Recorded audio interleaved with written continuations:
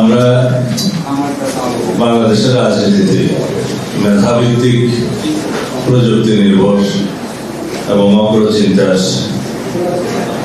মানুষদেরকে নিয়েই বাংলাদেশের আগামীর ভবিষ্যৎ এবং রাজনীতি নির্মাণ করতে চাই।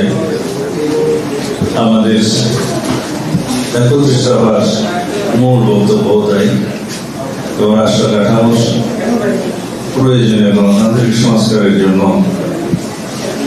আমাদের প্রয়োজন অনেক মেধাবী নেতৃত্বের, প্রতিভাবান মানুষদের, যারা জাতীয় অর্থনীতি এবং গণতান্ত্রিক সংস্কারের জন্য যথেষ্ট গুরুত্বপূর্ণ ভূমিকা রাখতে পারবেন। এবং এই প্রক্রিয়ার মধ্য দিয়ে আমরা একটি অর্থনৈতিকভাবে সমৃদ্ধ এবং গণতান্ত্রিকভাবে একটি আমাদের স্বপ্নের প্রত্যাশা বাংলাদেশ নির্মাণ করতে পারব। সেই পরিস্থিতিতে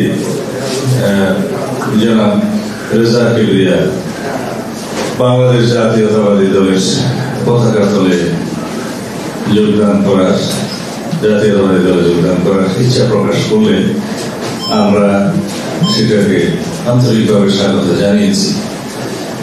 আমাদের এই গণতান্ত্রিক যাত্রা, যেটা আমাদের মূল লক্ষ্য জাতির অর্থনৈতিক মুক্তি এবং গণতান্ত্রিক সমৃদ্ধশালী একটি বাংলাদেশ নির্মাণের জন্য, আমাদের এই ধারা অব্যাহত থাকবে।